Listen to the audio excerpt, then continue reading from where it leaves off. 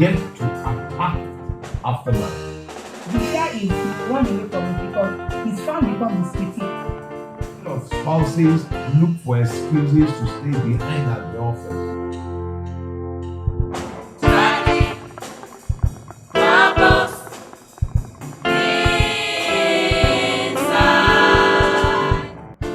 I just like noise. I don't like it when it's quiet and all that. So I go ahead and look for his trouble. Anything you come closer, the closer you become, the more you see blemishes, because blemishes are part of life.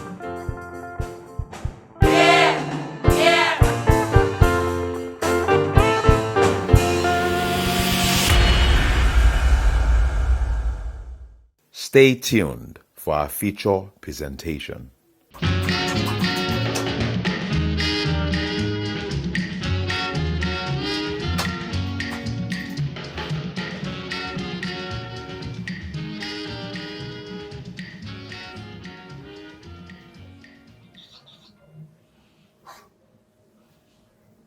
Hello. Okay. Okay. Yes.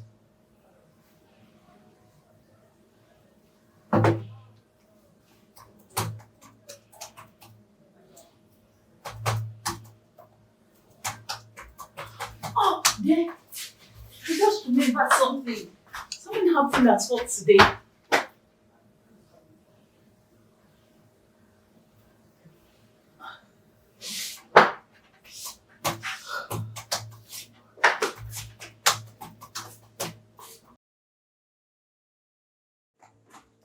Well done there.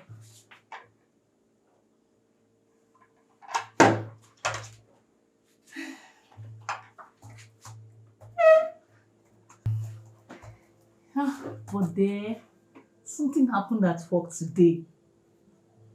Like, can you remember my boss? There, I'm talking to you.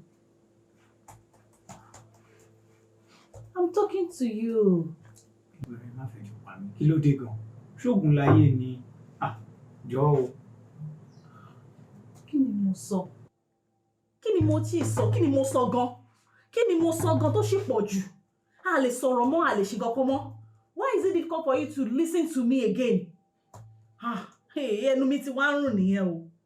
You're always busy with this laptop, pressing, writing, pressing. You don't even want to hear me talk. It's unfair. So should I be talking to myself? Madam, abeg free me. Mi ò rojọ́. Ẹnu mi ti ń rùn nìyẹn sí o. You know this about me. Mi ò rojọ́ kankan jọ. Àyìndé ẹnu mi ti ń rùn nìyẹn o. Ẹjọ́ tó máa fẹ́ gbọ́ tẹ́lẹ̀. It's unfair. It is wrong.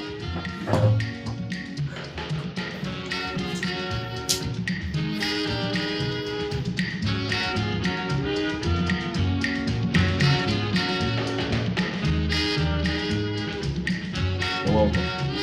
Last week, we were talking about naked and not ashamed. And the topic for today is just so appropriate, a transition to that. Today's topic is opposites attack. I know that what is the common thing, what is the common statement, which we said several times in the previous week, is that opposites attract. But it's quite interesting to note that what attracts before marriage usually gets to attack after marriage. Isn't that interesting? What attracts us before marriage, we get to attack it after marriage. So you see, when we talk about opposites attracting, so you see a person that is very jovial, extremely funny, has an amazing sense of humor. Which other better person to go with them than a person that loves and likes laughing to their jokes and their playfulness? And that's what attracted. In the days of singlehood, like I like to call it, that's what attracted. Before the responsibilities and the wear and tear and the hustle and bustle of life get involved, that's what attracts. But after marriage, you see, it attracts when you are getting just a dose of it from time to time, not when you are spending your whole lifetime with this person that just cracks jokes and makes fun of everything. So you know what begins to happen? You begin to resent that. Because it starts to look like, hey, is everything in your life a joke? Is everything, don't you ever get serious? Is everything always a joke? So you begin to hammer that person on that. You keep hammering them on the fact that, hey, everything is a joke. You're always joking. You're never serious. And that was what attracted him. And that's what attracted him in the first place. So you know what begins to happen? The person also begins to resent you, because that is them. It's when they are in that state of being that they are alive.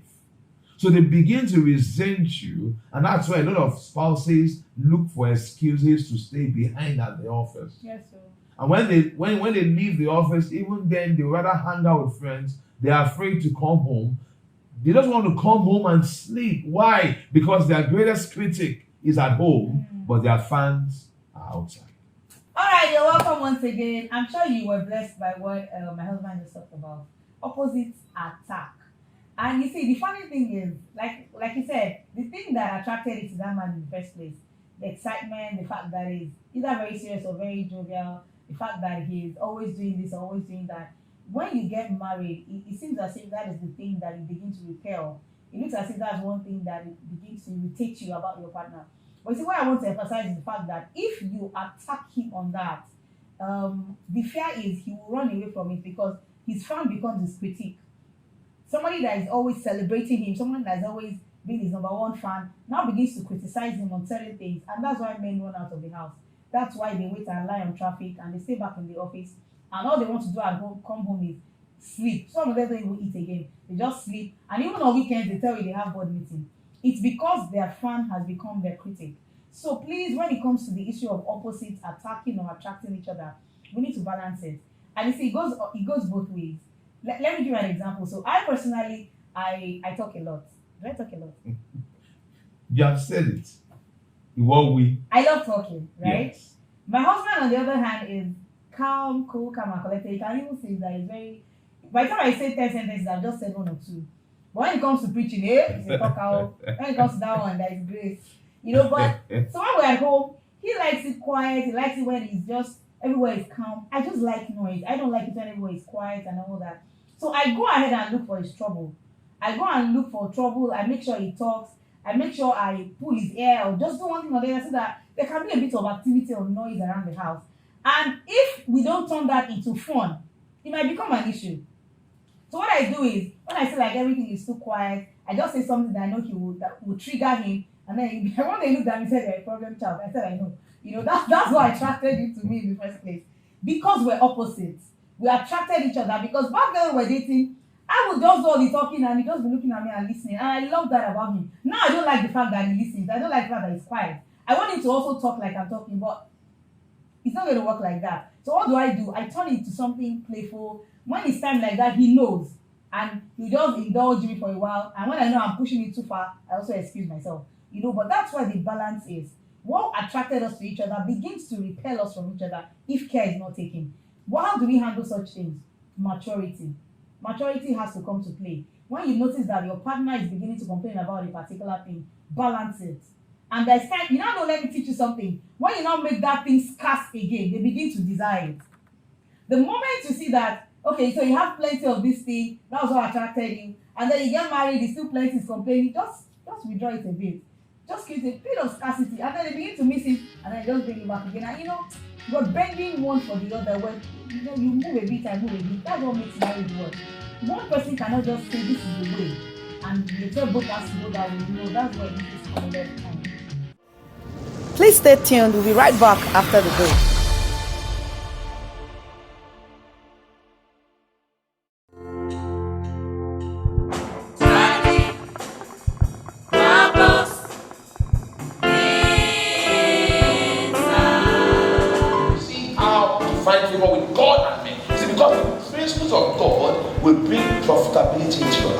You're welcome to Vantage Church, a Colosseum with a clear-cut mandate to keep the saints with faith relevant for today's living.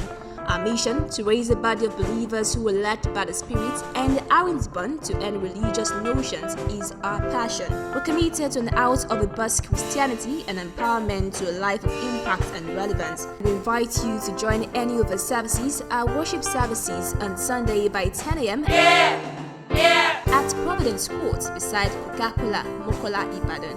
We proclaim to you the good news today.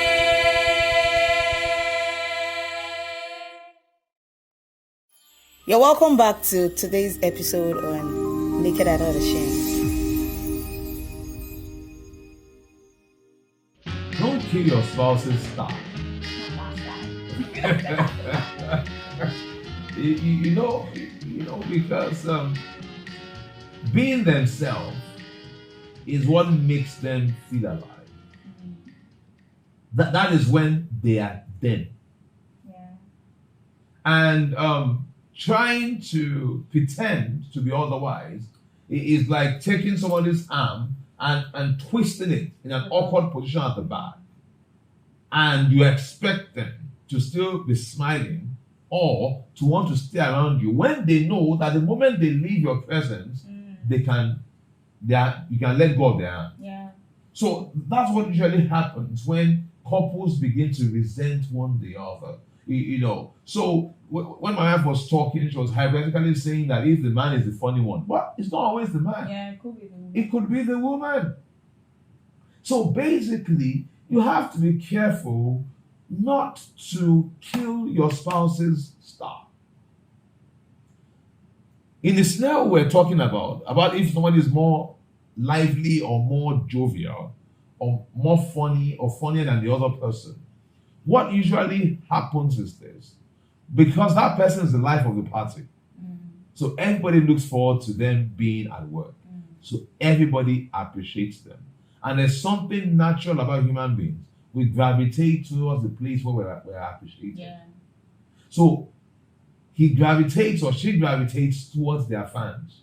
Your spouse will gravitate. Human beings naturally will gravitate towards our fans. We stay away from people that tolerate us.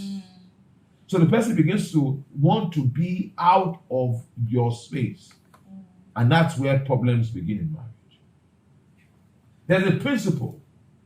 The principle states that if a lizard should enter through the crack in the wall, don't blame the lizard. Blame the crack.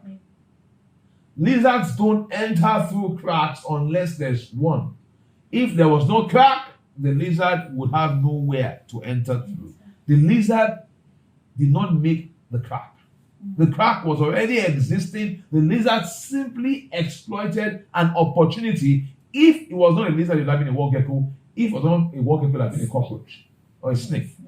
But something will exploit it. Now, there are times when there are lizards, snakes, and cockroaches and wall geckos around your spouse. You understand what I'm saying? Yeah, and they want to enter through the cracks in the wall. That you created. The cracks were the emptiness, the voids that you have created, and nature naturally averts vacuum. Something will fill that space. Yeah. So instead of attacking that person, why did you create the scenario in the first place? If the scenario did not exist, those people will not come about. The people that want to take your spouse in code from you. Sir, are you pushing your spouse towards them? Let me tell you something. Everybody gravitates towards what gives them fun. Everybody. Even God says that in your presence there's fullness of joy. At my right hand side, there are pleasures forevermore. So even God says it's joy and pleasure that I'm offering. Anytime your spouse doesn't have joy and pleasure around you, you become burdensome to them. You become wearisome to them. When they're around you, they can't breathe. Help, I can't breathe. They feel a lack of oxygen. Don't be that person. And many times, we fall into these roles, we don't intend to do it. It's not intentional. It's because we have not learned the other ways of getting these things done. We have not come to embrace that, hey, there's a better way. There's a highway to getting these results. So we have to be careful not to be the one or find ourselves in that position where we're resenting the true person our spouses are and constantly pushing them outside. You know, when it comes to pushing your spouse away, there are times when you do it unconsciously. Yeah. And that's why we're talking about it now, so that you can guard against such things. How do you unconsciously push your spouse away? By words, by actions, let me say it like this.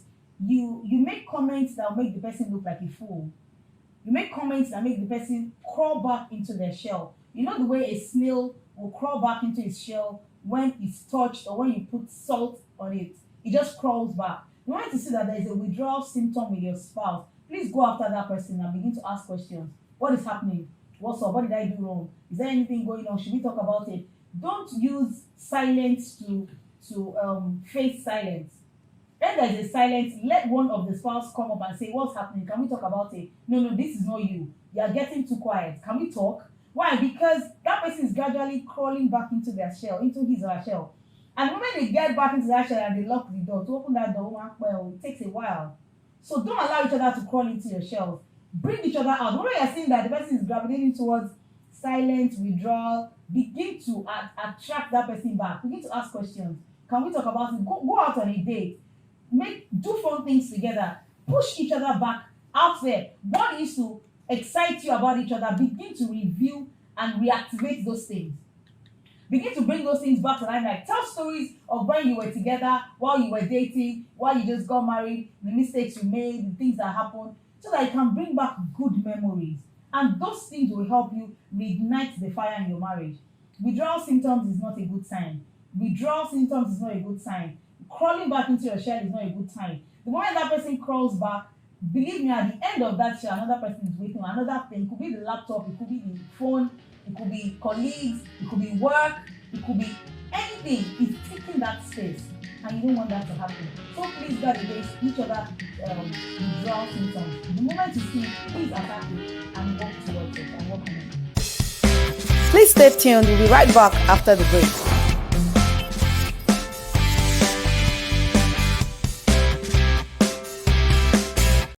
We'd like to intimate you with our online platform where we have an amazing list of events to bless you every week. You can join us for prophetic prayers every Monday to Wednesday by 6 a.m. where we connect to God's blessings. Every Tuesday is our special couples session by 7 p.m. where we talk about every area of marriage, relationship, finances, and children. On Wednesday, we have our midweek Bible study by 7 p.m. to help us grasp the deeper understanding of the things of God. You can join any of these awesome live sessions at Yinka Adeleke on Facebook and Instagram. Simply search yinka.adeleke on Facebook, Yinka_Adeleke on Instagram. You can also search for Yinka Adeleke on YouTube for amazing and insightful messages covering every subject. You can also enjoy reruns of all our Naked and Not Ashamed sessions on Facebook, Instagram, and YouTube every Friday by 8 p.m. You'll surely be blessed.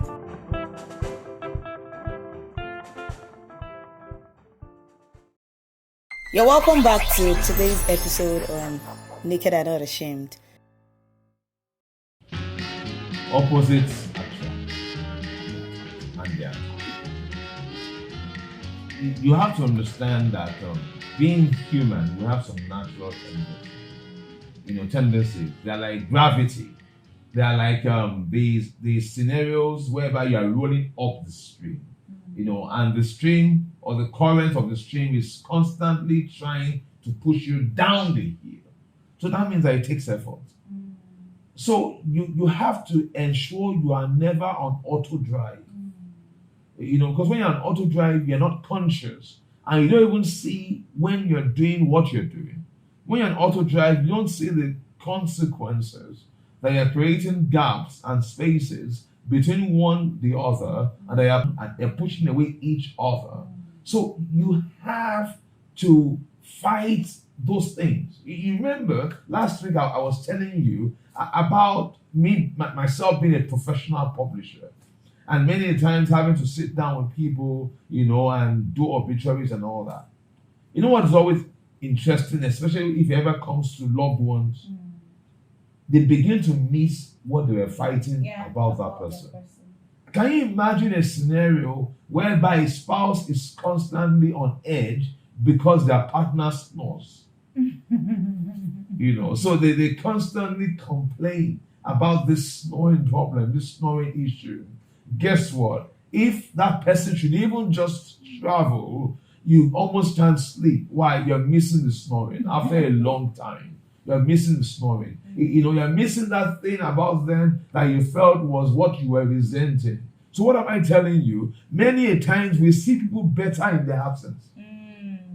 Many a times we value something more when it is not present in his absence. We value something more. You know what they say about the grass being greener on the other side? Well, have you ever thought about it? There's never the other side. Because the other side is just simply the other side of where you're standing. Yeah. The moment you change and you relocate to the other side that was your other side, then your side becomes the other side. The grass will always be greener on the side that is not yours. That's where wisdom comes to play. Exactly. Where you can look at your spouse through the proper eyes and realize and value and appreciate what you have. Because then you begin to realize that, hey, this is what other people are seeing. I see, part of what makes it challenging, remember last week we talked about naked and not ashamed. Part of what makes it challenging, you know all their errors. People outside do not know. Exactly. So people outside will always want to attract, always want them to be, always want to attract them. Them. Yes. They always want it to be around them because they don't know the other side. They always say that any house, no matter how fine or beautiful or how well built it is, always looks finer from a distance. Anything you come closer, the closer you become, the more you see blemishes, because blemishes are part of life. So, but those people outside are not seeing all of that. That's why at times you see people will fall for the people in their workplaces. Because before they left home, they were feeling like, I just need to breathe. I just need to escape from this place. And at times the spouses make it even more challenging when we're talking about this. One of these weeks we're going to talk about issues of extramarital affairs and cheating. We'll get there. What is at times a bit of a challenge is the fact that this person you begin to take them for granted. That's something about human beings. We only value something when we don't have it. The more we have it, the less we value it. So, when people go window shopping, and people are going window shopping and it's just saw one bag or you saw one shoe and you felt like, God, give me this shoe or I die. wait until you get the shoe or wait until you get the bag. Then it becomes the next bag. But your spouse can never become the next spouse. So you have to constantly be fighting that natural syndrome of humanity whereby we don't appreciate what we have. We keep looking at what the other person has. So in the scenario that I was talking about whereby you become complacent. You start to take one another for granted. You begin to put in little effort to attract each other. So you wear the wig to look beautiful outside to people that don't matter. You get home and you remove the wig, remove the makeup, and you don't really care how you look. I'm not saying wear makeup at home or wear the wig at home, but I'm saying that don't become careless. Don't take your spouse for granted, feeling like, oh, well, we thank God, we have come, we have seen, we have contact. They will always be here. Listen, if your spouse, if they have enough integrity, and if they have the fear of God in them, they will never cheat on you, but that's with another person. They can always cheat on you with something else. It could be work, it could be leisure, it could be anything. It could even be ministry. At times, some pastors are having an affair with the church because they don't have time for their own spouse. There's another person's spouse. Whose spouse? God's spouse. That's what the church is. So every time that you take your spouse for granted, every time that you don't appreciate what you have, they begin to resent being around you. So we're not going to resent each other. We're not going to allow that to happen. Rather than resenting one another, we're going to accommodate one another. We're going to work on each other. We're going to speak about the things that we love, the things that we don't love. We're going to allow ourselves to be each other's company, each other's love mate. We're going to reignite the love. We're going to reignite the passion. We're going to block every wall that any wall gecko or anything can crawl into. And there's something about the marriage bed being undefiled. There's something about you adding value to yourself every day and making each other more attractive one to the other. There's something about you playing, like the Bible says that you should love the person like the wife of your youth. You know, when you were younger, there's a particular way you love each other. You couldn't get enough of one another. You couldn't get enough of your spouse. Why? Because he's still shacking you. We need to allow our marriage to shack us once again. You need to look at your spouse and just breathe and just desire him or her and just want more of them. And see, this takes a process. It takes working on. Because over time, you might get tired of one another. You might get used to, there is the law of see finish. You might feel like, what is there to see again? I've seen it all. I've had it all. But how about to reignite it? And you know how the best way to do that? Leave everything, leave everyone, leave the children, go somewhere and be alone for a while. It doesn't have to be somewhere expensive. Go to your village. Just go somewhere. Go to a friend's house. Maybe they are not around. Let them give you the whole house to yourself. Be naked and not be ashamed. Just enjoy each other's family once again. Reignite the love and make sure that the fire, the marriage love, the marriage fire is burning stronger. Because if it's not perfect, it can die. Yeah. Please stay tuned. We'll be right back after the break.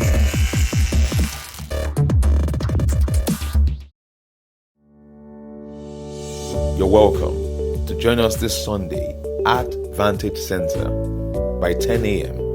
for a family experience you would never forget. We look forward to receiving you.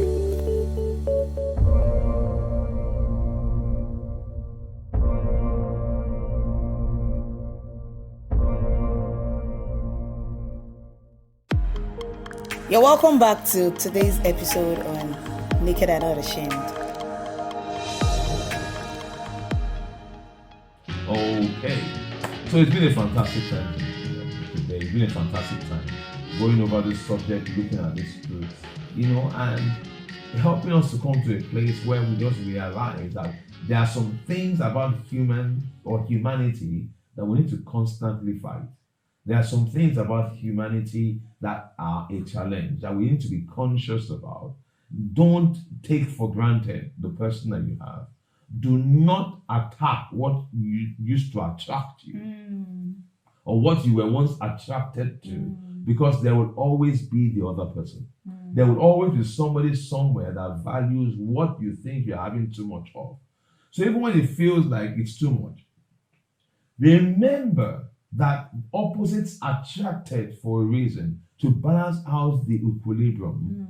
It always feels like it's too much when you are not also expressing yourself or putting yourself out there, but you're hiding. If you don't hide and everybody brings to the table what is then you begin to see the balances. You begin to balance out one the other. Yes, your seriousness becomes balanced by that joviousness, And while we're on the subject, at times somebody is more outgoing than the other person. So somebody is more outgoing, another person is, wants to stay at home. And you usually will see, especially for people that are outgoing, especially if they are men, they look forward to that quiet person that will be homely, that will stay at home. And that's for people that have a certain level of maturity. Because at times, these millennials, when you are telling them, oh, how about this person? Do you like this person? They say, oh, pastor, he or she is too homely. I'm always thinking, what in heaven's name do they mean by that? That's supposed to be a good thing. Hello. But you have to understand that there is a catch after marriage. Because that person that always wants to stay at home starts becoming boring. And you that always wants to go out there, you're looking for the excitement, you're looking for the fun, and you can always try and find that fun and that excitement elsewhere and outside. But understand, nobody will ever be able to replace your family. There's nothing that will ever be able to replace your family. You see, in life, there are other things that you can juggle, and all those things you're juggling them, but always remember, they are not breakable. The only ball out of all the ones that you're juggling is just one, and it's family, and it's breakable. Meaning that if every other thing falls, if work falls, you pick it up. Your friends, they fall, you pick it up. Business falls, career falls, you pick it up. If family falls, you might have nothing to pick up. And if you eventually do get to pick it up, it might never be what it was. You might mend it, you might glue it, you might even find all the missing pieces and put it together. But the crack will always be there to remind you that what was once whole is not fractured. He said, don't attack what you attract. What was once attractive to you, you're beginning to attack it. Please, let's watch out for those things. Let's watch out for those things, because that's that person. You can't change the person overnight. You can't stop the person from being who he or she is. Can we just allow each other to love each other the way we are, and just help each other to become better at whatever it is that we love about ourselves and what we do? We would love your comments to come in. We would love to hear your feedbacks. And we also love to hear your questions, so we can know exactly what areas to address. So until next week, be naked and not ashamed.